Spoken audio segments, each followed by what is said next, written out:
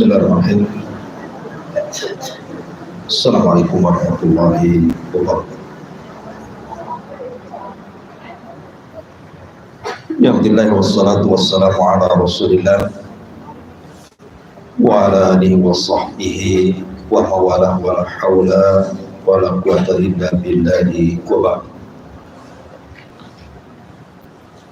Kita lanjutkan kajian kita, masih membahas tafsir surah Al-Baqarah dan kita masuk pada ayat ke 102.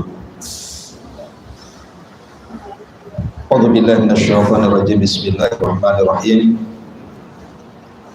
Wattaba'u ma tatlu syayatinu ala mulki Sulaiman wa ma kafara Sulaimanu walakinna syayatina kafaru yu'allimuna an-nasa as-sihra wa ma unzila 'alal malakaini bi Babila Harut wa Marut wa ma yu'allimani min ahadin hatta yaqula innama nahnu fitnatun fala takfur fayata'allamuna minhuma ma yufarriquna bihi bainal mar'i wa zawjihi wa ma hum bidarrina bihi min ahadin illa biidznillah wa yata'allamuna ma yadurruhum wa la yanfa'uhum wa laqad 'alimu laman ishtarahu ma lahu fil akhirati min khalaq wala bi'sa ma syarau bihi anfusahum law kanu ya'lam.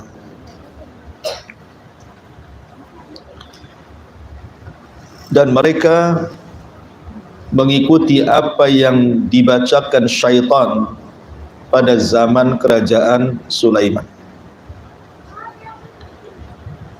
Dan tidaklah Sulaiman kufur, akan tetapi setan-setan itulah yang kafir. Mereka mengajarkan manusia tentang sihir dan tidaklah diturunkan kepada dua malaikat di Babil, Harut dan Marut, dan tidaklah keduanya mengajarkan, dan tidaklah salah satu dari keduanya mengajarkan sampai berkata, sesungguhnya kami adalah fitnah bagi kalian, maka jangan kufur. Maka mereka pun mempelajari dari keduanya apa yang bisa memisahkan antara suami istri, dan tidaklah mereka mendatangkan madarat terhadap siapapun kecuali karena izin Allah. Dan mereka sedang mempelajari apa yang memadaratkan mereka dan tidak mendatangkan manfaat bagi mereka, dan sungguh mereka mengetahui barang siapa yang menjual hartanya dengan sihir, di akhirat dia tidak mendapatkan sedikit pun bagian, dan sungguh buruk apa yang mereka jual belikan terhadap diri mereka, laukanu ya'lamun, kalau seandainya mereka paham dan mengetahui tentang hakikat sihir. Taib. Ayat ini bicara tentang sejarah sihir. Ada dua sebab nuzul kenapa ayat ini turun. Asbab nuzul yang pertama, ketika Nabi SAW berada di Madinah, artinya setelah hijrah, orang-orang Yahudi datang kepada Nabi SAW bertanya tentang hakikat sihir. Apa itu sihir? Maka Nabi SAW tidak menjawab sampai turun ayat ini. Ayat ini menjawab soalan orang-orang Yahudi yang bertanya kepada Rasul, apa itu sihir? Maka turunlah wattaba'u ma tatlu syayatin ala mulki Sulaiman ila akhiril ayat. Kemudian sebab nuzul yang kedua, di kota Madinah itu ada 3 kabilah Yahudi besar. Yang paling besar adalah Bani Qunaiqa, kemudian setelahnya Bani Nadir, kemudian setelahnya Bani Quraidah. Ketika tiga Yahudi ini mendengar bahwa di Mekah muncul seorang Nabi yang diwahyukan kepada Nabi tersebut, kemudian mereka mendengar tentang pandangan Nabi SAW yang ada di Mekah soal kenabian Sulaiman ibn Daud, maka orang-orang Yahudi marah dan mengatakan bahwa Sulaiman itu bukan Nabi, tapi Sulaiman itu adalah tukang sihir. Kenapa kemudian orang Yahudi menuduh Sulaiman itu tukang sihir? Karena tidak mungkin seseorang mampu menundukkan awan, menundukkan bangsa jin, bisa bicara dengan semut, kemudian juga bisa mengerahkan tentara jin dan menundukkan jin, kecuali orang-orang yang punya sihir. Jadi orang-orang Yahudi menuduh bahwa Sulaiman itu tukang sihir, sementara kita dalam Islam mengatakan Sulaiman itu adalah seorang nabi, putra Daud alaihi salam.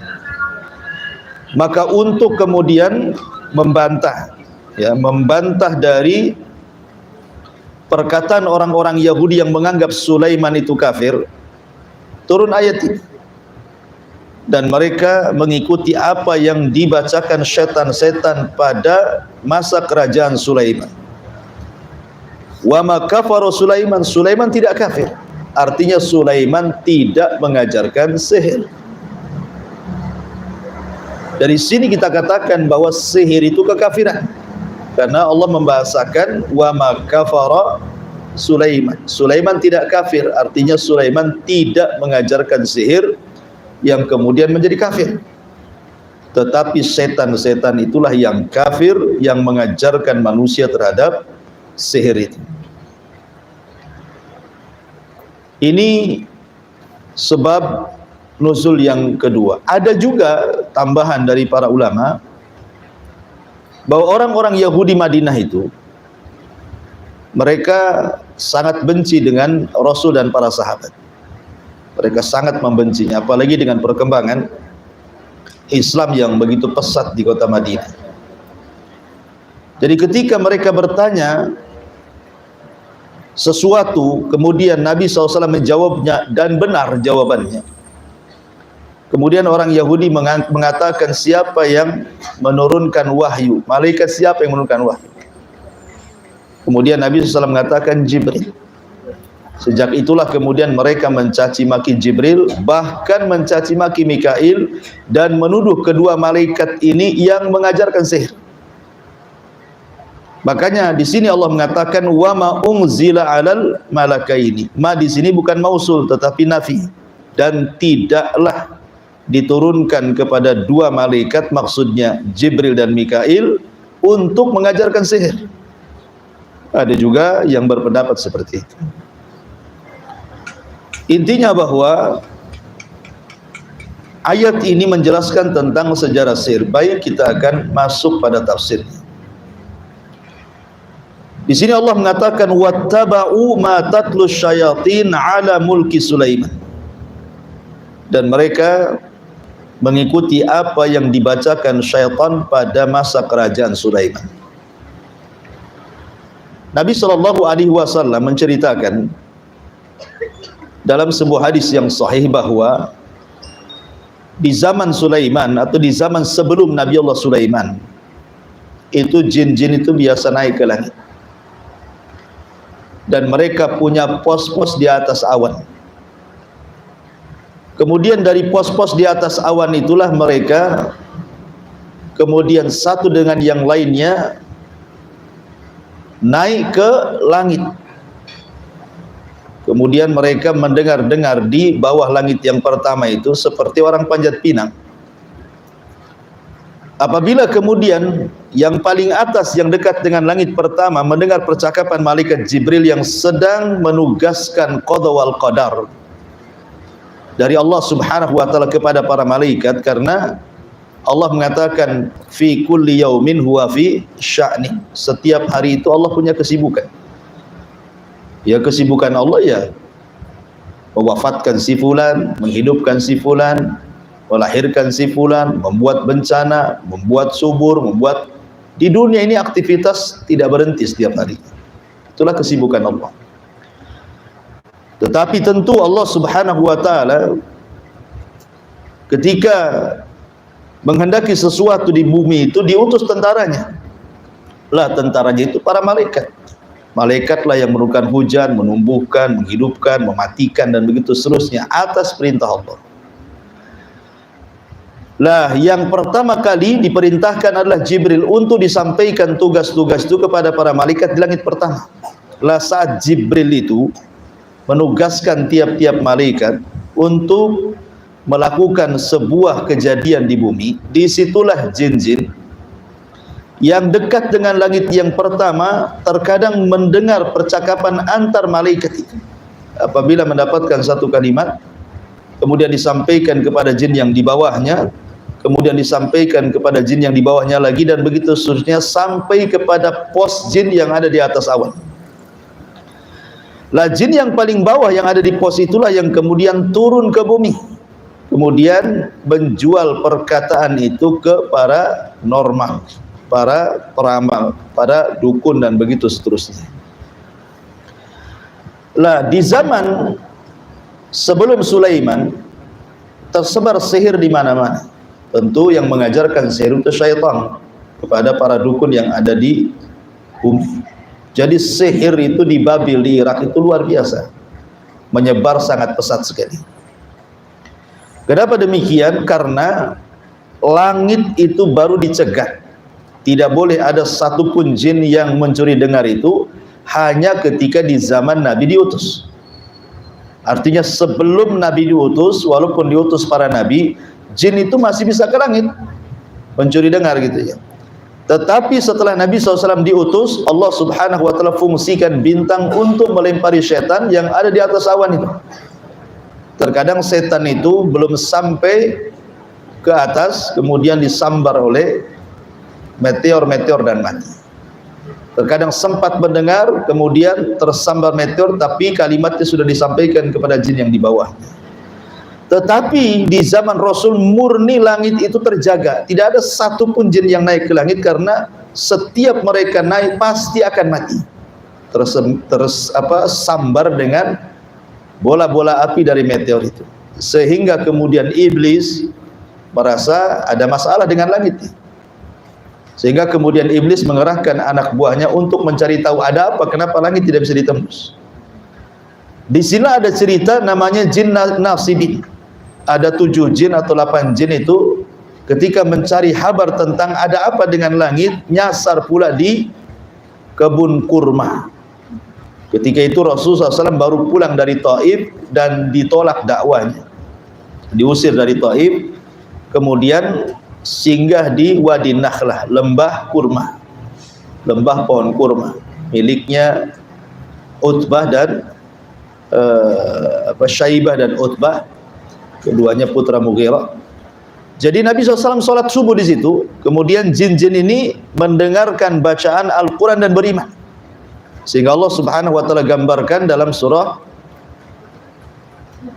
jin sendiri, qul uhiya ilayya annahu istama'a nafarun minal jinni faqalu inna sami'na qur'anan ajaban. Turun ayat ini, bahkan satu surat menjelaskan tentang masalah jin. Kemudian jin-jin ini pulang menjadi dai dan berdakwah di kalangan jin di Yaman. Akhirnya banyak ribuan masuk Islam jin-jin. Yang ingin saya ceritakan bahwa di zaman Nabi Sulaiman langit itu tidak dijaga. Jadi masih bisa jin-jin naik, sehingga perdukunan dunia, perdukunan sihir dan yang semacamnya itu menyebar di Irak, di Babil. Lah rusak-rusaknya Babil Irak ini dengan dunia perdukunan, diutuslah kepada mereka Nabi Sulaiman untuk memberantas kesyirikan. Karena tugas para nabi yang pertama kali adalah mengajak manusia untuk bertauhid. Sebagaimana di zaman Nabi Nuh alaihi salatu wassalam diutus kepada kaum yang menyekutukan Allah, menyembah patung Wad, Yaghus, Ya'uq, Nasar gitu ya, tersebar kesyirikan di zaman Nabi Nuh, diutus kepada mereka Nuh. Tetapi di zaman Nabi Sulaiman berbeda pula gitu. Jadi yang tersebar itu justru kesyirikan dalam bab sihir. Jadi banyak dukun-dukun, banyak orang datang ke dukun, percaya tangkal, percaya sihir, semuanya ada di zaman Babil Irak ini. Makanya diutus kepada mereka Nabi Sulaiman untuk memberantas dunia sihir ini. Dalam riwayat Abdullah ibn Abbas radhiyallahu anhuma, ya, bahwa Nabi Allah Sulaiman itu punya sekretaris namanya Asif ibn Barkhiyah. Asif ibn Barkhiyah, tukang catatnya Sulaiman. Lah Nabi Allah Sulaiman mengutus Asif ibn Barkhiyah ini untuk mencari tukang-tukang sihir. Ya, kalau mereka tidak menyerahkan buku-buku sihir mereka bunuh. Kemudian mereka suruh bertobat. Akhirnya kemudian Asif ibn Barkhiyah ini dibekali tentara-tentara yang digerakkan Sulaiman mencari siapapun tukang sihir yang ada di Babil. Sehingga tidak ada satupun tukang sihir yang berani kepada Nabi Allah Sulaiman. Apalagi Nabi Sulaiman diberikan mukjizat yang tidak diberikan kepada para nabi sesudah dan sebelumnya. Bisa menundukkan jin, bisa menundukkan awan, bisa menundukkan angin, bisa menundukkan binatang-binatang, segala sesuatu atas kehendak Allah bisa ditundukkan. Akhirnya kemudian tukang-tukang sihir kan takut. Makanya Asif ibn Barkhiyah kemudian mengumpulkan kitab-kitab tukang-tukang sihir itu. Kemudian oleh Sulaiman diletakkan di sebuah kotak dan dipendam di bawah singgasananya. Lah Nabi Sulaiman mengancam siapapun maniqtaraba minal jin, siapapun dari kalangan jin yang berani-berani mencuri kotak yang berisi tentang buku-buku tukang sihir ini, maka ku jamin dia terbakar. Tetapi siapapun dari kalangan manusia yang mengambilnya pasti kubur. Sehingga sejak Nabi Sulaiman berkuasa menjadi nabi dan rasul sekaligus menjadi raja dari Bani Israel, maka tidak ada satupun jin dan manusia mendekati singgasana Sulaiman, apalagi mencuri kotak yang berisi buku-buku sihir itu.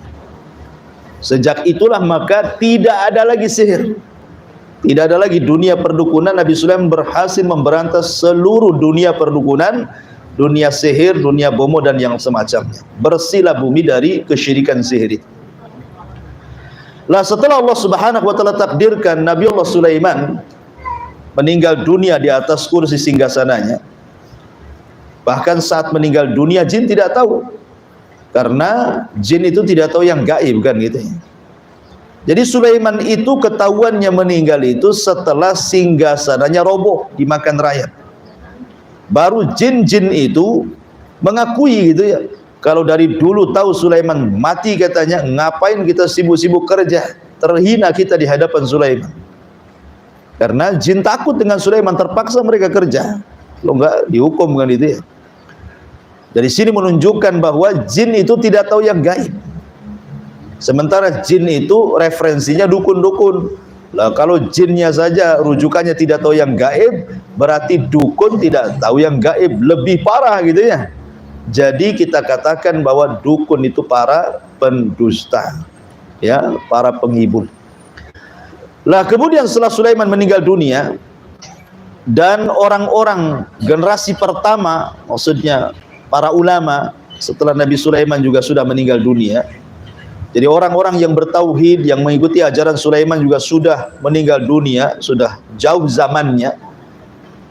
Sama dengan di zaman Nabi Nuh kan, zaman ketika murid-muridnya Wud, kemudian Suwa, Yagus masih hidup, belum disembah patung-patung itu. Kemudian setelah 3 generasi lewat baru disembah. Jadi generasi pertama Sulaiman meninggal pun belum ada yang kemudian berani mengambil buku-buku sihir itu. Sampai ketika sudah tidak ada lagi orang muwahhid ahli tauhid, ulama-ulamanya sudah pada meninggal, iblis datang menjelma orang soleh. Ya, iblis datang menjelma orang soleh, datang kepada orang-orang Yahudi, Bani Israel. Kemudian dikatakan, maukah kutunjukkan kepada kalian sebuah pembendaharaan yang tidak akan musnah, ilmu yang dimiliki Sulaiman. Kalau kalian mau mengambil pembenaran itu, maka kalian akan memiliki ilmu seperti Sulaiman. Kemudian iblis mengatakan, sesungguhnya Sulaiman itu bukan nabi tapi tukang sihir. Orang-orang tidak percaya, ya, karena bagaimanapun Sulaiman itu sangat kuat ajarannya, makanya nggak ada yang percaya mengatakan Sulaiman itu tukang sihir. Tapi yang namanya setan, datang satu kali gagal, datang dua kali. Ketika dua kali datang, datang tiga kali. Modelnya kan begitu ya. Ya. Akhirnya karena terus-teruskan kan begitu. Sebuah kabar itu, kalau pertama kali mungkin orang mengatakan, nah ini hoax. Memang hoax gitu ya. Tapi kalau terus, kadang-kadang hati ini jadi goncang. Jangan-jangan benar. Nah gitu maksudnya ya. Jadi iblis terus datang mempengaruhi orang-orang yang jauh setelah generasi setelah Nabi Sulaiman alaihi salam. Akhirnya lambat laun mereka yakin bahwa Sulaiman itu tukang sihir. Akhirnya orang-orang jahat di antara mereka kemudian berusaha untuk menggambil pembendaharaan yang di bawah singgasana Sulaiman. Maksudnya kotak yang berisi buku-buku sihir itu. Dan berhasil diambil. Ya, kemudian dipelajari, akhirnya kemudian menyebarlah kesyirikan kembali setelah era meninggalnya Nabi Sulaiman. Jadi sebelum tersebar kesyirikan, datangnya Sulaiman hilang, setelah wafatnya Sulaiman tersebar lagi. Ya. Lah akhirnya Allah Subhanahu wa taala mengutus malaikat yang namanya Harut dan Marut untuk membedakan antara wahyu dengan sihir. Bahwa yang tersebar di tengah-tengah masyarakat itu adalah syaitan yang mengajarkannya. Itu bukan wahyu daripada Sulaiman. Makanya akhirnya Allah turunkan Harut dan Marut untuk datang kepada manusia, memberitahu bahwa sihir itu perbuatan setan. Makanya Harut dan Marut selalu mengatakan fala takfur. Ya, jangan kufur kalian. Jangan kufur. Jadi Allah Subhanahu wa taala mengutus dua malaikat itu bukan mengajarkan sihir, bukan. Ingin menjelaskan hakikat sihir. Ya, Harut dan Marut itu diturunkan untuk menjelaskan hakikat sihir, bahwa sihir itu kekufuran. Maka kalau mempelajari jangan kufur, gitu maksudnya ya. Tetapi kemudian orang-orang Yahudi ada yang tidak mau mempelajari, ya ngikuti nasihatnya Harut dan Marut. Ada juga yang terus-menerus mempelajari, akhirnya jadi jahat. Sejak itulah tersebar ilmu sihir di kalangan orang Yahudi sampai di zaman Nabi. Ketika Nabi SAW memuji Sulaiman bahwa dia seorang Nabi dan Rasul, orang-orang Yahudi Madinah tidak terima dan mengatakan Sulaiman itu tukang sihir, katanya. Dia bukan Nabi. Ya, dan begitulah sampai hari ini menganggap Sulaiman itu tukang sihir. Itulah keyakinan orang-orang Yahudi. Baik, kita baca Allah Subhanahu wa taala berfirman, wattaba'u ma tatlus syayatin ala mulki Sulaiman. Dan mereka mengikuti apa yang dibacakan setan-setan di zaman kerajaan Sulaiman. Wa ma kafara Sulaiman, Sulaiman tidak kafir. Jadi tuduhan orang-orang Yahudi kepada Sulaiman mengajarkan sihir itu tidak benar. Karena Allah Subhanahu wa taala bantah Sulaiman tidak kafir, artinya Sulaiman tidak mengajarkan sihir. Dari sini menunjukkan bahwa sihir itu kekafiran. Sihir itu kekafiran. Bagaimana tidak kafir? Penyihir itu kadang-kadang menginjak mushaf. Terkadang 40 hari tidak wudu. Ya, terkadang tidak salat. Terkadang mereka mengolok-olok Allah, mengolok-olok Rasul, mengolok-olok ayat-ayat Al-Quran. Terkadang mereka menyembelih kepada selain Allah, ya kan?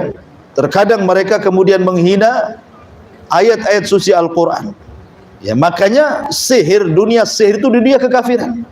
Di sini Allah mengatakan wa ma kafara Sulaiman, Sulaiman tidak kafir karena dia tidak mengajarkan sihir, karena sihir itu tuh kekafiran, dan memang begitu praktek sihir itu semua isinya kekafiran. Kemudian Allah katakan, lalu siapa yang mengajarkan sihir itu kalau bukan Sulaiman? Walakinna syayatina kafaru. Allah menyingkap siapa pelaku yang mengajarkan sihir itu. Tetapi setan-setan itulah yang kafir. Maksudnya setan-setan itulah yang mengajarkan kekafiran. Apa kekafirannya? Yu'allimunan nasa sihra.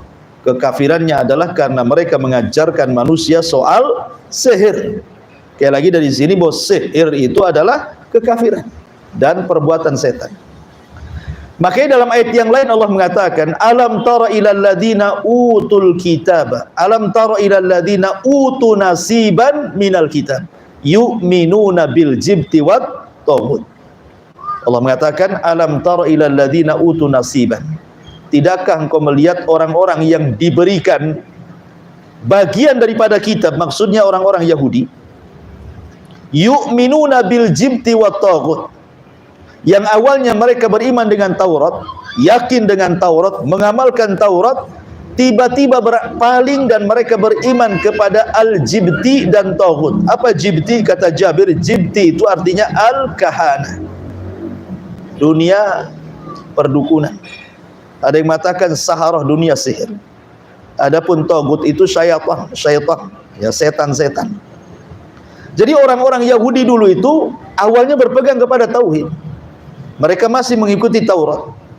Mereka masih mengikuti ajaran-ajaran Taurat. Tetapi setelah kemudian di zaman Sulaiman meninggal dunia, kemudian setan datang membujuk orang-orang Yahudi untuk mempelajari sihir. Akhirnya mereka tidak yakin dengan Taurat dan beriman dengan dunia perdukunan dan sihir. Makanya Allah turunkan ayat, alam tara ilal ladina utu nasiban minal kitab yu'minuna bil jibti wa taghut.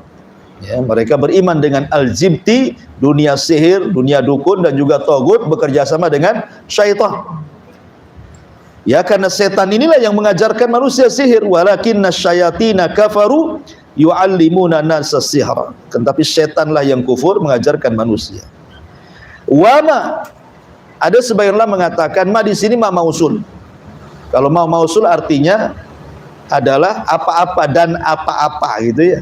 Unzila, yang diturunkan kepada dua malaikat. Tetapi yang rajih wallahu a'lam, ma di sini bukan mausul tetapi nafi, artinya tidak. Ma di sini artinya tidak. Wa ma, dan tidaklah gitu artinya.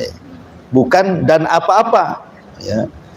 Wa ma, dan tidaklah unzila alal malakaini, diturunkan kepada dua malaikat untuk mengajarkan sihir, mengajarkan kekufuran, tidak.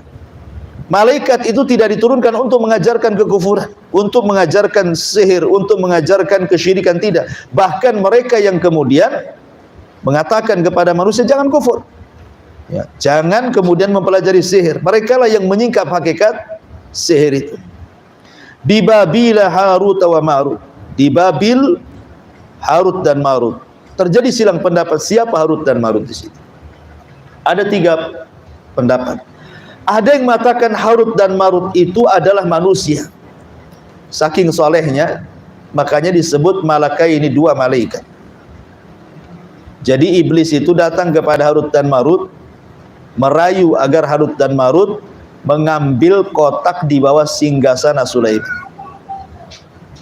Kemudian Harut dan Marut pun mengikuti kemauan iblis, diambilnya kotak di bawah singgasana Sulaiman karena kata iblis itu adalah ilmu yang dimiliki Sulaiman. Akhirnya dipelajari oleh Harut dan Marut. Setelah tahu, kemudian setiap ada orang yang belajar kepada Harut dan Marut mengatakan jangan, ini sihir, kalian bisa kufur, kan itu ya. Tetapi ada juga yang maksa kemudian belajar kepada Harut dan Marut tentang sihir. Ini satu pendapat bahwa Harut dan Marut itu adalah manusia. Alasan mereka kalau dikatakan malaikat, mustahil malaikat mengajarkan sihir. Kemudian yang kedua, Harut dan Marut itu artinya jin. Ya, jin-jin itulah yang disebut dengan Harut dan Marut. Jin-jin yang jahat, yang hendak menyesatkan manusia dengan mengajarkan kepada manusia tentang sihir. Kemudian pendapat yang ketiga, Harut dan Marut itu malaikat. Dan ini juga yang dikuatkan oleh Syekh Shalih Fauzan dan juga yang lainnya. Lalu kenapa Allah Subhanahu wa taala turunkan malaikat untuk mengajarkan sihir? Bukan mengajarkan sihir, tidak. Karena malaikat ini mengatakan kepada orang-orang yang hendak belajar itu, jangan kalian kufur. Jadi diturunkan dua malaikat itu untuk ibtila, untuk ujian kepada manusia. Jadi sengaja diturunkan Harut dan Marut itu. Jadi manusia diuji keimanan mereka. Ya, mereka mau bertahan dengan ajaran Taurat, ataukah mereka mau berpaling dari Taurat menjadi ajaran kesyirikan dengan mempelajari sihir kepada Harut dan Marut. Jadi Harut dan Marut diturunkan itu hanya untuk ujian, bukan untuk mengajarkan sihir, tidak, hanya untuk ujian manusia gitu ya. Apakah mereka tetap di atas tauhid ataukah mereka bergoyang tauhidnya? Karena manusia itu kan harus diuji keimanannya. Ya, untuk mengetahui ini keimanannya kokoh, ini enggak kokoh, ini sabar, ini benar, kan harus diuji. Macam mana cara mengujinya kan gitu? Diuji ya dengan dikirimnya Harut dan Marut di sini. Rupanya banyak yang goyang imannya. Ada yang tetap mereka tidak mau belajar sihir karena tahu sihir itu kesyirikan, tapi ada juga yang goyang akidah mereka. Ya, jadi turunnya malaikat sekali lagi lil ibtilah, untuk ujian saja, bukan untuk mengajarkan sihir. Bukan itu maksudnya, karena Harut dan Marut pun kalau dikatakan malaikat tetap dia mengatakan fala takfur, jangan kufur. Jadi menunjukkan bahwa malaikat diturunkan oleh Allah itu hanya untuk menguji manusia, keimanan mereka sampai di mana. Ya, memegang Taurat mereka sampai di mana sehingga diturunkan Harut dan Marut. Kemudian Allah mengatakan, fayata'allamuna minhuma ma yufarriquna bihi bainal mar'i wa zawji. Dan mereka mempelajari dari keduanya, Harut dan Marut, ma yufarriquna, apa yang bisa memisahkan bihi dengan sihir tersebut, bainal mar'i wa zawji, antara seseorang dan pasangannya. Dari sini menunjukkan bahwa sihir itu kebanyakan adalah ditujukan kepada keluarga. Dari sini juga sihir yang ditujukan kepada sebuah keluarga itu terbagi menjadi dua. Ada namanya sihrut tafriq, ya, sihir untuk memisahkan suami istri gitu ya. Ada namanya sihrul mahabbah, sihir untuk kesukaan seorang suami kepada istri atau sebaliknya, ke bahasa kitanya pelet gitu ya. Jadi ada yang sifatnya memisahkan, ada yang sifatnya menggabungkan. Ada sihir tafrik, memisahkan, ada sihir mahabbah, ilmu pelet gitu ya. Dan itu kebanyakan seperti itu.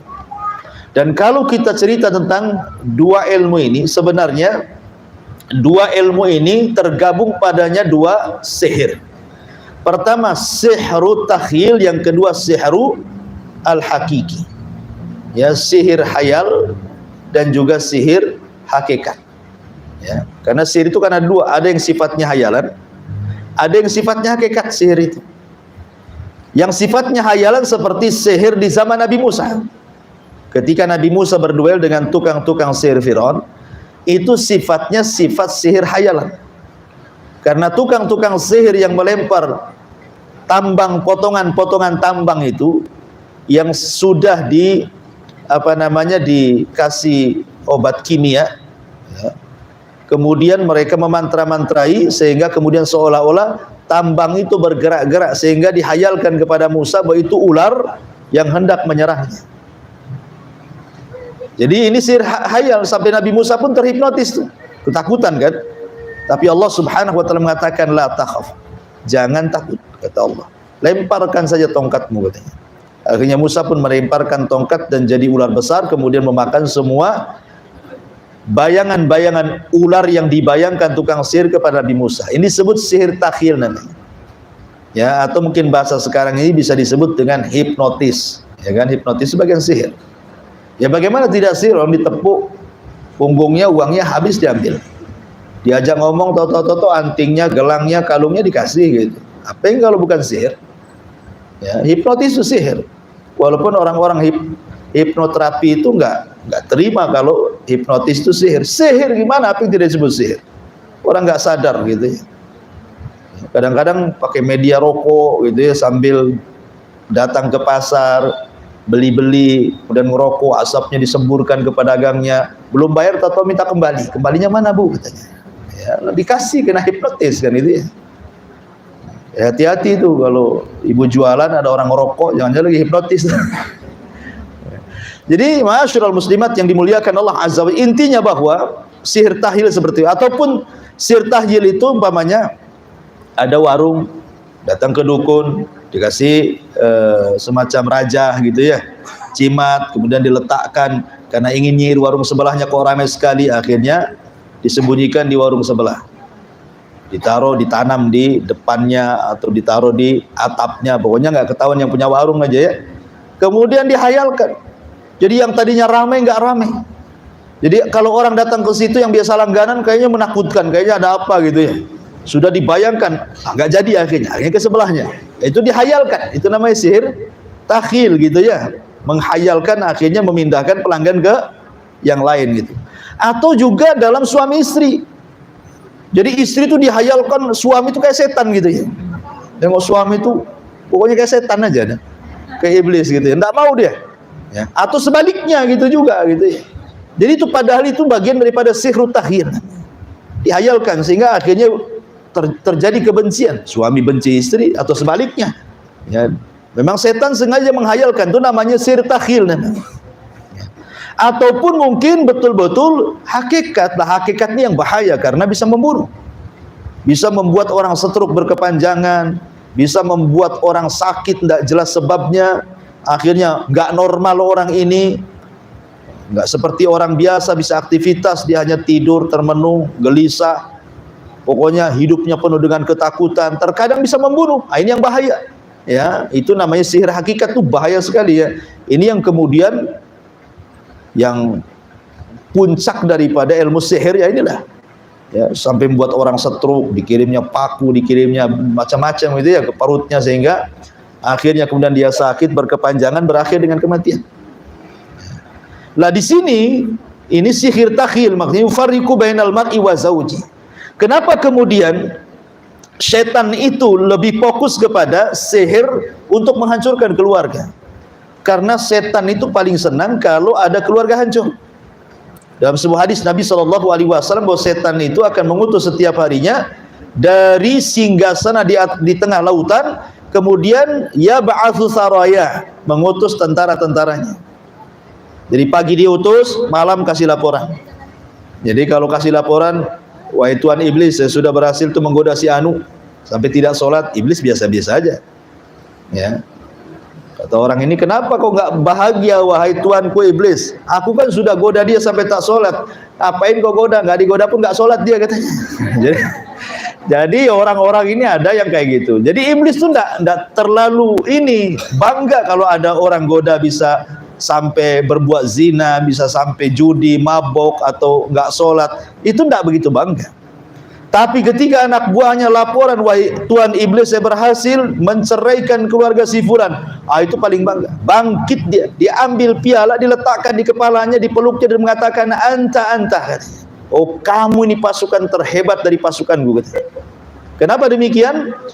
Karena kalau seandainya setan itu berhasil memisahkan suami istri, itu korbannya bukan satu orang. Ya. Korbannya ya istrinya korban, suaminya korban, keluarga istri korban, keluarga suami korban, teman-temannya juga korban, ikut-ikutan kan itu karena curhat ke kawannya kan. Kemudian anak-anaknya juga jadi korban. Terkadang anak-anaknya betul-betul ditelantarkan. Ya, ketika suami istri umpamanya menikah kemudian cerai punya anak. Kemudian istrinya kawin lagi, suaminya kawin lagi, anaknya bingung mau ikut siapa, diletakkan di neneknya. Iblis datang, "Nek, nak, kalau ibumu tidak mengakui kau anakmu, kau anaknya, atau bapakmu nggak mengakui kau anaknya, kau jadi anak setan aja lah, anak iblis saja." Jadi yang merawat iblis itu jadinya. Itu maksudnya. Makanya banyak akhirnya anak-anak hasil dari perceraian kalau nggak bertanggung jawab keduanya jadi anak setan jadinya tuh. Karena jadi anak angkat setan kan jadinya. Dari situlah makanya setan suka. Ya. Kalau ada yang bercerai itu paling suka. Makanya kemudian difokuskan di sini, setan itu mengajarkan ma yufarriquna bihi bainal mar'i wa zauji. Ya, mereka mengajarkan apa yang bisa memisahkan antara suami istri. Kemudian Allah Subhanahu wa taala menjelaskan hakikat sihir. Ya. Wa ma hum bidharina bihi min ahadin illa biidznillah. Ingat bahwa hakikat sihir itu tidak akan memudaratkan siapapun. Karena sihir juga terjadi karena izin Allah. Satu dunia, Bu, ngomong sama ibu, saya sihir ibu, saya santet ibu, ya. Kalau tidak ditulis lauhil mahfud, ibu terkena santet, nggak akan bakalan dukun sesakti apapun nyantet kita, tidak akan kena.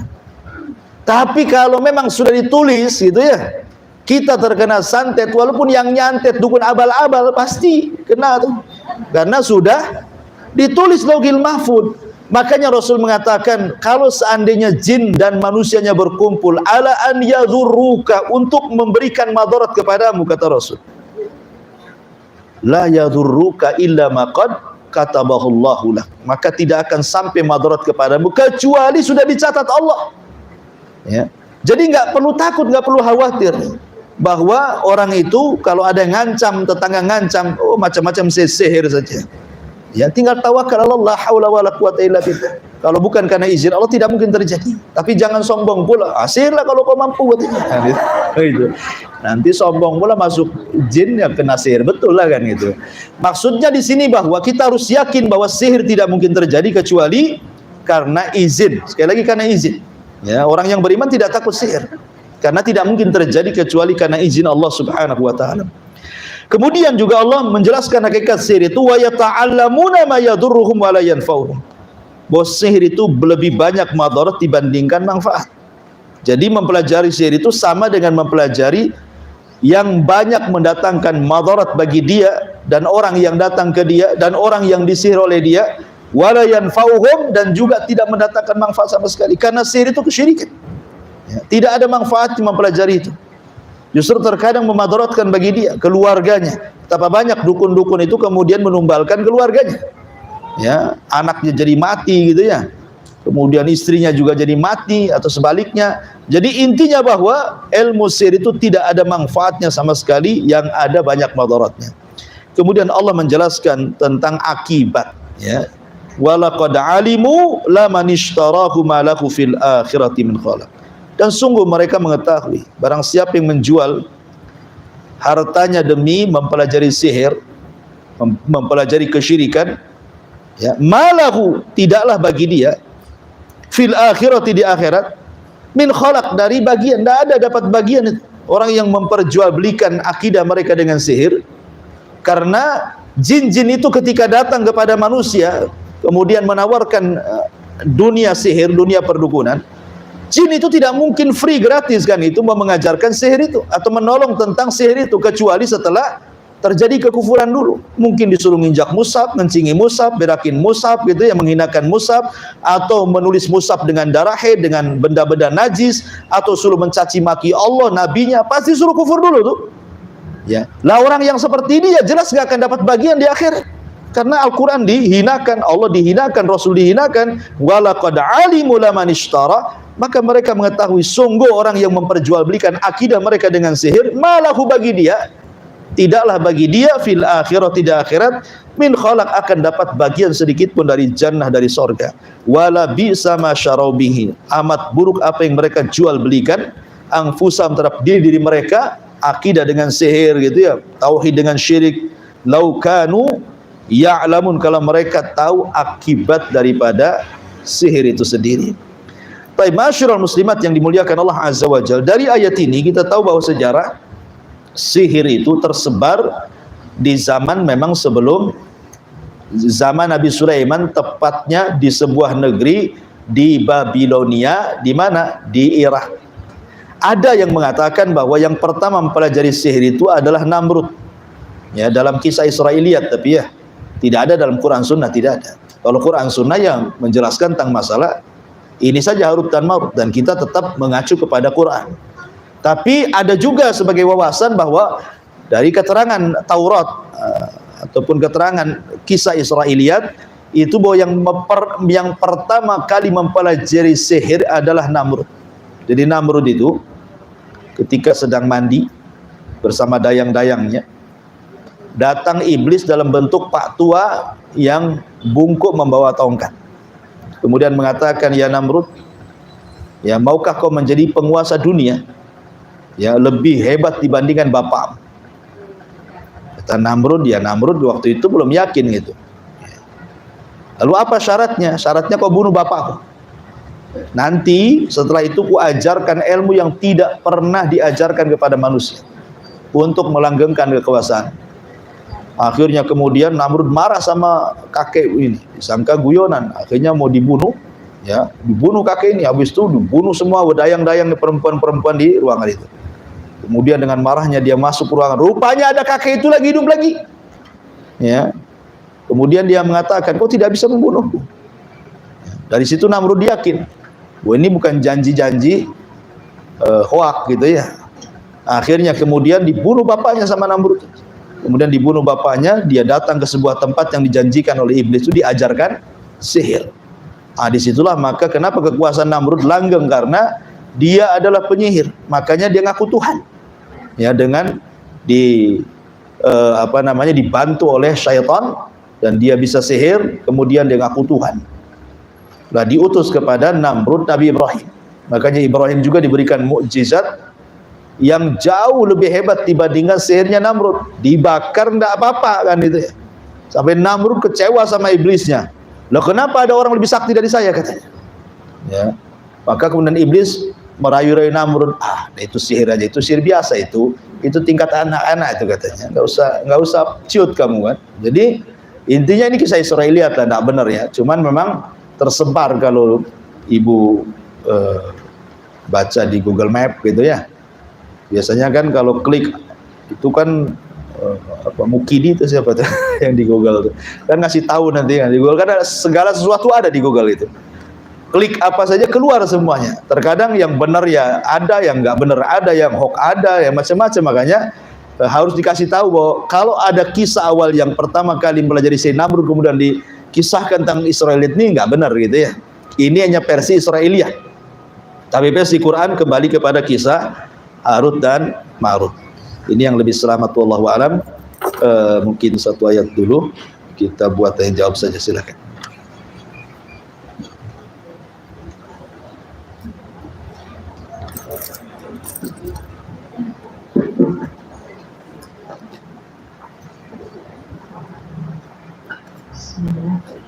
Assalamualaikum Ustaz. Waalaikumsalam. Ingin bertanya, saya tahu sihir itu katanya datangnya tengah malam. Nah, bagaimana cara kita untuk berlindung dari sihir yang didatangkan di tengah malam itu? Ya, alhamdulillah. Iya, kebanyakan, bukan berarti siang tak ada, cuman kebanyakan beraksinya syaitan itu malam.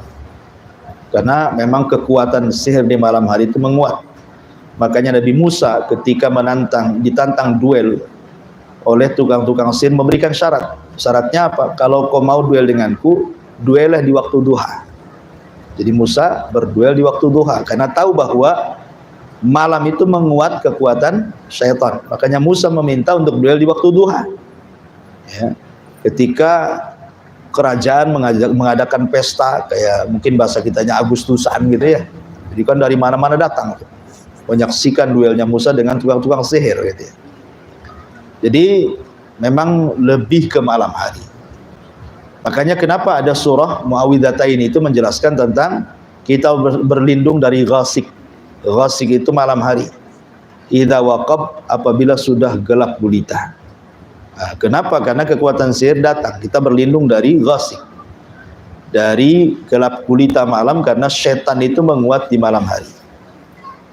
Makanya maksiat lebih banyak dilakukan di malam hari dibandingkan di siang hari. Maksiat apa saja, ya, lebih banyak dilakukan di malam hari dibandingkan di siang hari. Termasuk juga sihir yang dikirim itu juga di malam hari. Makanya Nabi SAW kemudian menganjurkan kita sebelum tidur untuk berwudu. Ya, sebelum tidur untuk membaca 3 qul, dan juga ditambah dengan qul ya ayyuhal kafirun juga ya. Qul huwallahu ahad, qul a'udzu birabbil falaq, qul a'udzu birabbin nas, dan qul ya ayyuhal kafirun. Ya. Kenapa juga dibaca qul ya ayyuhal kafirun? Karena qul ya ayyuhal kafirun menjelaskan tentang tauhid uluhiyah. Kalau Al-Ikhlas, Qul huwallahu ahad, itu menjelaskan tentang rububiyah dan asma wa sifat. Ya, jadi kalau kita dua-dua baca berarti terpenuhi tauhidnya. Nah, tauhid rububiyah, asma wa sifat dan uluhiyah terpenuhi di 2 surah.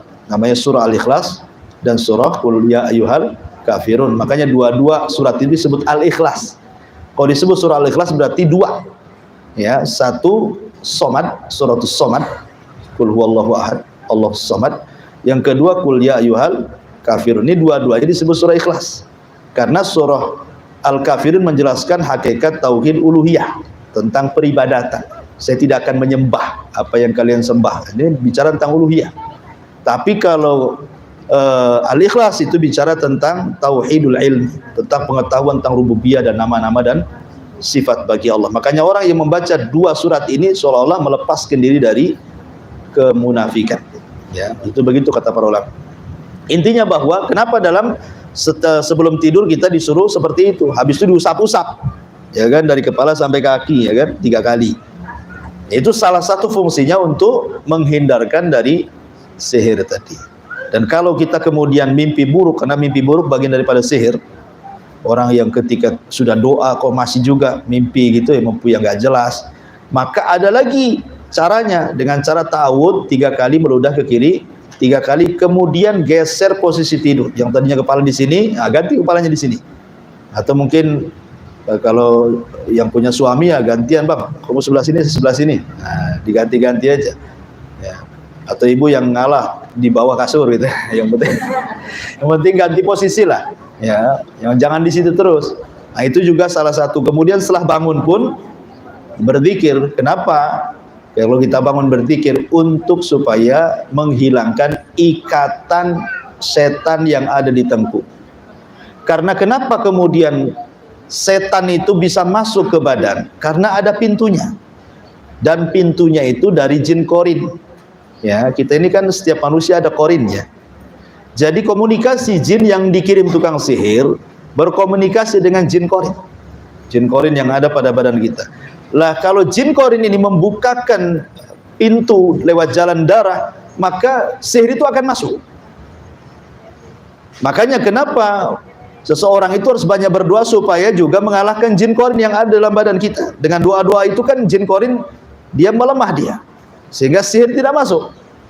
Tapi kalau tidurnya asal-asalan, ya jin korin pun makin kuat dan makin bekerja sama dia, sehingga masuk ke mimpi, masuk ke macam-macam, ngirim-ngirim penyakit dan begitu seterusnya.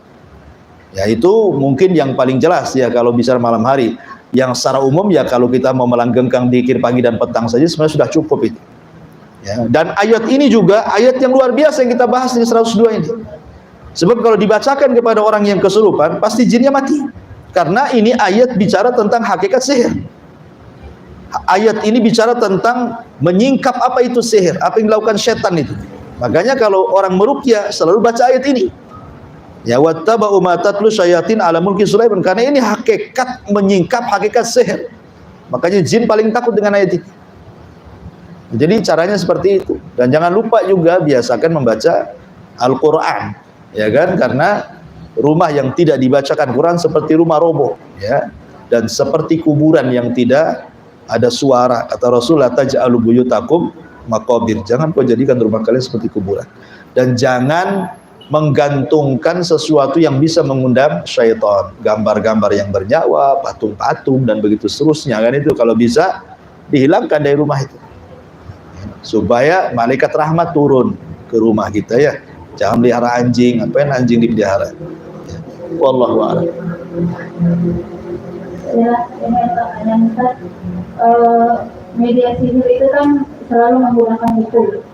Nah, bagaimana ketika orang yang terkena sihir, dia sudah diruqyah dan dia juga sudah meruqyah dirinya sendiri, tapi bukulnya itu belum ketemu. Apakah selagi bukulnya itu belum ketemu, maka pengaruh sihir itu masih tetap akan melekat kepada orang tersebut? Nah. Ya, alhamdulillah. Sihir itu tidak mesti pakai buhul. Sihir itu tidak mesti pakai buhul. Tetapi ada juga yang menggunakan media buhul. Ya, sihir itu kan macam-macam. Ada yang pakai obat kimia gitu ya, racikan-racikan obat. Ada juga yang pakai mantra-mantra gitu ya, hipnotis dan yang lain itu nggak pakai buhul. Tapi memang sihir yang paling ganas itu kalau menggunakan buhul, itu yang paling ganas. Karenanya Allah Subhanahu wa taala mengatakan min syarri nafatsati fil uqad. Nafasat itu artinya tiupan-tiupan yang sedikit ada ludah yang keluar, disebut nafsun. Makanya dalam bahasa Arab itu ada namanya taflun, nafsun, nafkhun. Nah, ya. Kalau nafkhun itu hanya niup saja, itu namanya nafkhun. Kalau taflun itu meludah tanpa ada angin. Tapi kalau nafsun itu meludah ada anginnya. Nah, sambil keluar ludahnya. Angin plus ludah itu disebut nafsun namanya. Makanya nafasati fil uqad artinya tukang-tukang sihir yang meniup-niupkan pukulnya dengan angin dan ludahnya di situ ya. Itulah orang-orang sihir. Sambil mantra-mantra ditiupkan gitu ya. Nafasati fil uqad. Uqad itu artinya sebukhul dalam bahasa Arab. Uqad itu pengikat. Ya. Dan uqad itu bisa terjadi kalau terdukung oleh 3 perkara. Ingat, bukhul itu, uqad itu terjadi kalau didukung 3 perkara. 1 dari pihak penyihir, 2 dari pihak orang yang disihir, 3 dari setan yang membantu tukang sihir. Kalau 3-tiganya dukung, terjadi sihir. Ya. Pertama dari tukang sihir, memang ada azab kuat untuk menyihir. Dia memang betul-betul ada roh jahat di dalamnya untuk menyakiti orang. Karena harus ada niat. Ya kan? Kan begitu kejahatan itu ya. Bukan hanya ada niat pelakunya, tapi ada kesempatan katanya. Waspadalah. Jadi saya ulangi bahwa harus ada niat yang kuat untuk menyihir orang. Kemudian yang kedua dari pihak setan yang akan membantu. Ya, harus terjadi komunikasi yang baik, kerjasama yang baik dengan cara apa? Siap kufur. Sehingga makin kufur makin ditolong sama setan kan. Kemudian dari pihak orang yang disihir memang lalai. Tidak, jarang baca Quran, jarang berzikir gitu kan, jarang sholat orangnya kan. Pokoknya lalai dia. Ya, sama sekali tidak beribadah kepada Allah. Kalau 3 uqad ini bersatu, ini pasti terjadi sihir. Jadi bukhul itu akan terjadi kalau terdiri dari 3 unsur ini. Ya. Tapi kalau salah satunya tidak terjadi 3 unsur, tidak akan terjadi sihir. Tidak akan terjadi sihir kecuali karena izin Allah. Pamannya orang ini orang soleh, memang betul-betul dia jaga zikir pagi petang. Ini tukang sihir mau nyihir-nyihir dia, tidak bisa-bisa. Udah pakai bukhul macam-macam tidak bisa. Kecuali memang sudah takdirnya, ya dia terkena. Tapi belum takdir nggak akan bisa. Kenapa? Karena dia sudah membentengi dirinya. Karena kekuatan benteng Quran itu jauh lebih hebat dibandingkan sihir itu sendiri, gitu ya. Nah, tapi kalau orang yang disihirnya memang, ya seperti itu, ibadah kurang, macam-macam kurang ya, ya pasti terjadi sihir dengan mudah. Ya, tapi kalaupun orang itu sudah membentengi diri, tapi tetap kena sihir, itu balik ke takdir nafsi. Mungkin Allah Subhanahu wa Ta'ala ingin menghendaki dia terkena sihir untuk menggugurkan dosa-dosanya, mengangkat derajatnya, dan begitu seterusnya, kita tidak tahu. Ya, karena Rasul sendiri tersihir oleh Labid ibn A'sam gitu ya. Kalau Nabi saja terkena sihir, apalagi kita. Tetapi sekali lagi, bukan berarti pasti kita kena sihir, tidak. Karena di sini Allah sudah mengatakan bahwa tidak mungkin sihir terjadi kecuali izin. Nah gitu ya. Makanya harus terpenuhi bukhul itu dengan 3 ini. Walaupun udah ditaruh bukhul di mana-mana, kalau orangnya ahli ibadah ya susah juga disihir. Kadang-kadang balik ke penyihirnya itu jinnya itu kan. Nah, makanya pentingnya membentengi tadi pagi petang dan begitu seterusnya. Wallahu a'lam. Bismillah, apakah penyakit ain itu termasuk bagian dari sihir? Terus bagaimana kita memahamkan kepada keluarga dekat kita atau orang-orang kerabat kita bahwa penyakit ain itu memang ada? Penyakit ain itu muncul dari hasad. Ingat, penyakit ain itu muncul dari penyakit hasad. Makanya kenapa Allah Subhanahu wa Ta'ala mengkhususkan berlindung dari orang hasad apabila sedang hasad. Wa min syarri hasidin idza hasad. Karena penyakit ain tidak terjadi kecuali dari orang hasad. Kalau orang nggak hasad nggak punya penyakit ain. Ya, penyakit ain itu tidak lepas daripada hasad. Makanya Quran tidak menyebutkan ain tetapi menyebutkan hasad. Karena hasad itu suka yataraqqab, suka ngawas-ngawasi kenikmatan orang dengan matanya. Ya kan, makanya disebut penyakit ain. Sebenarnya kalau cerita hasad, semua orang itu punya hasad. Saya, ibu, siapapun pasti punya hasad dalam hatinya. Ya, tetapi tidak memadaratkan hasad itu. Yang memadaratkan itu hasad kalau ibu mainkan. Ya, kalau hanya angan-angan saja, aduh, kok enak kali hidup itu kan hasad. Ya. Kapan saya seperti dia? Itu hasad. Nah, cuman kan kalau hanya perasaan-perasaan gitu saja nggak memudaratkan hasad tuh. Tapi kalau sudah kemudian dimainkan, mulai dia beraksi. Gimana caranya nih bangkrut dia? Gimana caranya pelanggannya pindah ke saya? Dari mana dapat duit itu? Jangan punya tuyul macam-macam. Ada. Mulai itu kalau sudah dimainkan dengan suudzon, kemudian ada gerakan gitu ya. Nah, itulah yang bahaya tuh. Sebab ketika dia hasad, setan masuk. Kemudian bersarang di matanya, jadilah penyakit ain. Makanya kenapa kemudian disarankan oleh para ulama, kalau mendapatkan nikmat dari Allah, apapun nikmatnya, ibu dapat suami soleh, ibu dapat anak soleh soleha, ibu dapat kendaraan mobil bagus, ibu baru beli rumah, ibu baru beli kebun, apa sajalah nikmat itu. Ingat, ketika dapat nikmat, disinilah letak melawan hasad dengan lawannya. Kalau melawan hasad itu cari lawan yang seimbang. Ya, hasad itu menghilangkan nikmat. Berarti kita harus mencari sebab untuk melanggengkan nikmat. Apa itu? Berkah. Maka jangan lupa doa berkah. Umpamanya baru beli mobil, ya Allah berkahi mobil saya. Kita punya anak-anak kecil, ya Allah mudah-mudahan anak saya ya berkah. Tabarakallah, itu ya, di bahasa Arabnya gitu ya. Masya Allah, tabarakallah gitu. Jadi biasakan berdoa berkah.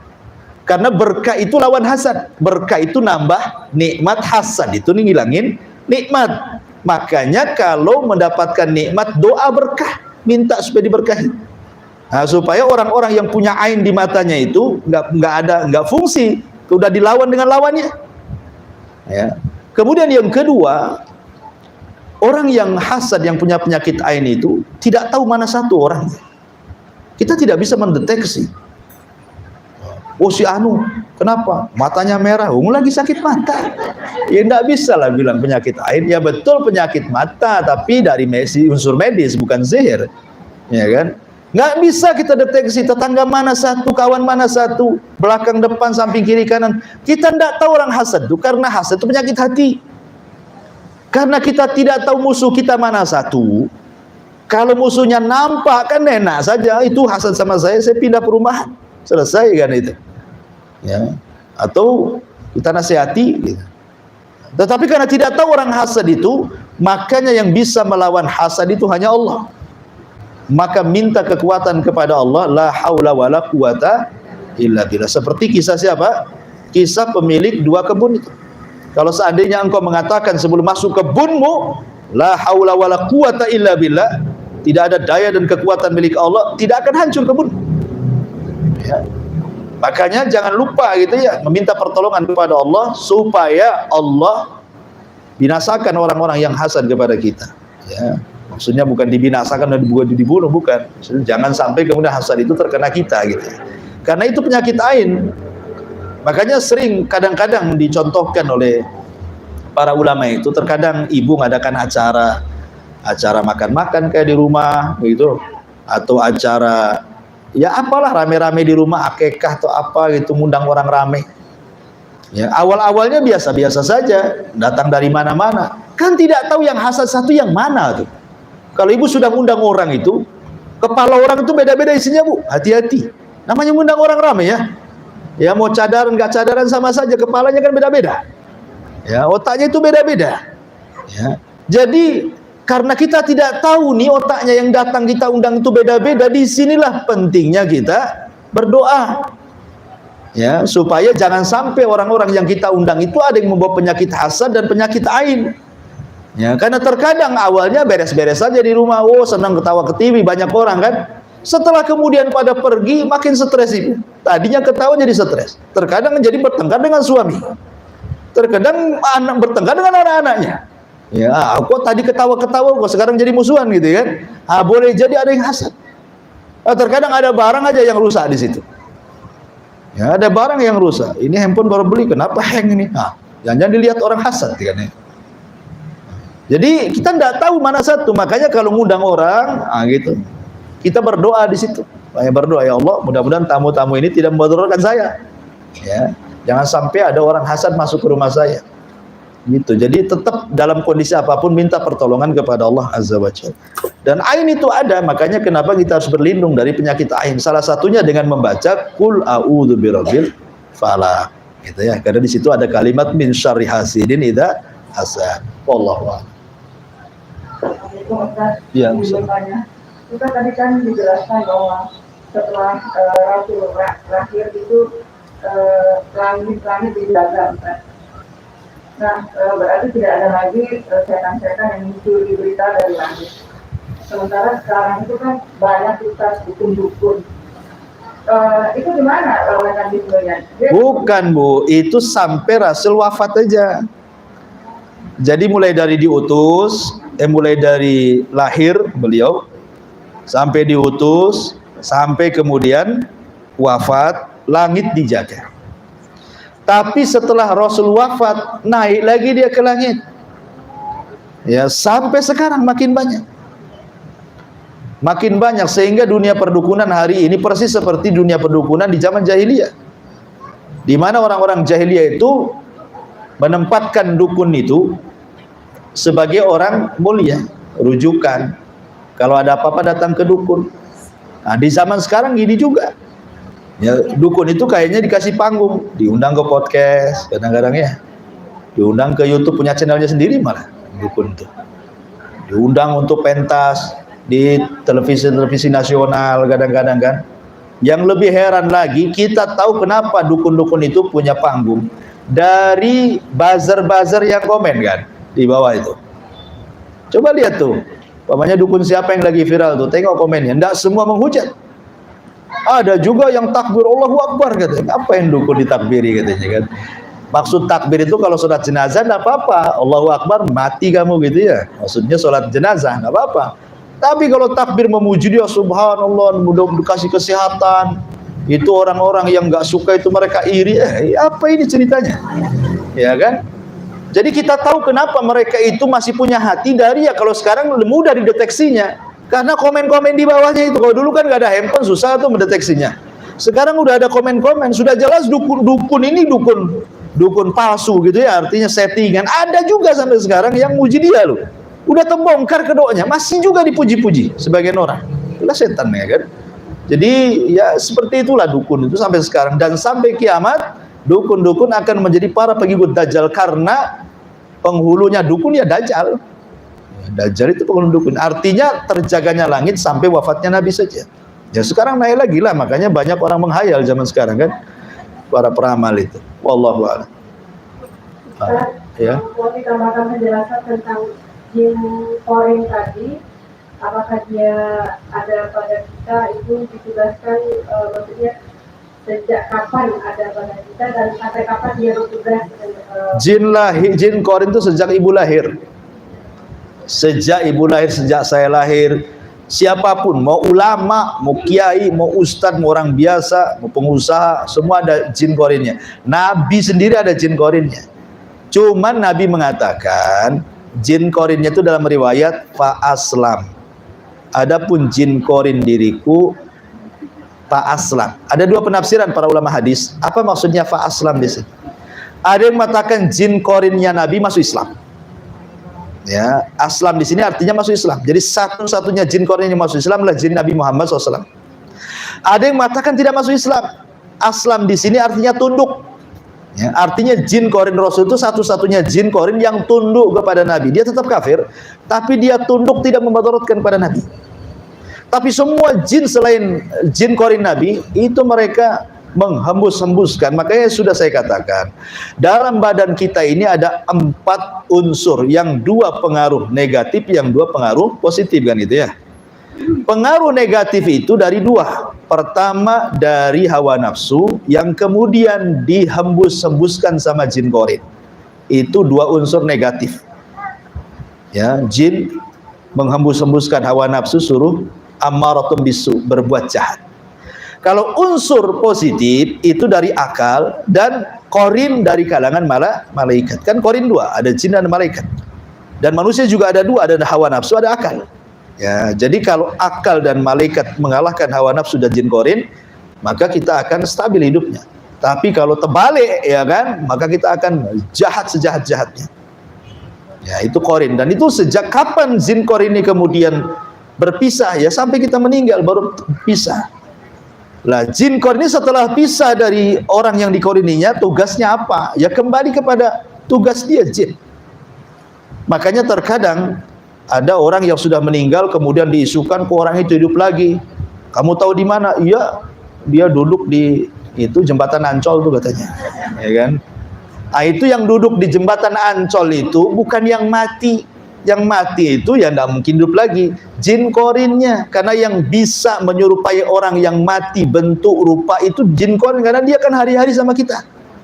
Jadi dia tahu bentuk kita seperti apa, dia tasyakul seperti kita lebih mudah dibandingkan jin yang lain, gitu kan? Ya, karena tapi ingat, jin tasyakul jin itu bukan berarti kemudian unsurnya hilang kemudian berubah bentuk, tidak, bukan begitu. Jin itu tidak bisa merubah bentuk dirinya sendiri. Dia harus datang ke dukun dari kalangan jin. Jadi dukun dari kalangan jin itulah yang memantra-mantrai jin ini supaya tasyakul, sehingga manusia melihatnya seolah-olah dia dalam bentuk manusia, dalam bentuk anjing, dalam bentuk. Kalau jin sendiri tidak bisa merubah dalam bentuk ciptaan Allah, tidak bisa. Ya, jadi yang bisa, kenapa jin tasyakul itu bukan dia beralih bentuk dengan sesuka dia, tidak bisa. Dia harus datang ke dukun jin juga. Tolong Pak dukun jin, bentuk saya seperti ini gitu maksudnya. Ya, karena tidak mungkin merubah ciptaan Allah, itu tidak mungkin. Siapa yang bisa merubah ciptaan Allah? Ya, jin tidak punya kekuatan untuk merubah ciptaan Allah. Hanya dukun jin itulah yang seolah-olah kemudian menyihir dengan sihir takhil, hayalan, seolah-olah jin ini beralih rupa. Terkadang jin ini diwarna-warnai. Ya, dikasih warna-warni jin ini. Untuk nakut-nakuti orang dikasih warna-warna, dikasih apa ya? Mungkin kan ada pewarna ya, ibu kan tahu pewarna bumbu itu kan mungkin ya. Kasih warna coklat, kasih warna. Jadi terkadang kalau ibu jalan di mana atau tuh kelebat, kayak warna putih, karena warna apa? Itu nakut-nakuti, terkadang dikasih warna-warna tuh. Jadi kalau ketakutan ibu ya kan, dasar penakut ibu kan, datang ke dapur, pas listrik pula mati gitu kan. Udah listrik mati, suami tak balik gitu ya. Petir di mana-mana, anjing tetangga menggonggong, habislah itu kan. Kemudian ke dapur, kok padahal itu kilatan petir itu. Kadang-kadang jin itu menyerupai kilatan petir kan, kelebat gitu kan di dapur. Langsung tak jadi kencing. Langsung diempet sampai subuh. Jadi kadang-kadang seperti itu, Bu. Nah, mereka diwarna-warnai. Jadi secara hakikat nggak bisa merubah. Cuman yang bisa merubah ya sihir takhil dari kalangan jin. Karena jin juga ada dukunnya sama seperti manusia. Nah, apakah ada dukun-dukun dari kalangan jin yang settingan? Ya mungkin ada juga gitu. Wallahu alam ya. Iya, saya kira cukup ya. Sudah hampir setengah 12. Subhanallah bihamdika asyhadu an la ilaha illa anta astaghfiruka wa atubu ilaik. Allahu ta'ala. Assalamualaikum warahmatullahi wabarakatuh.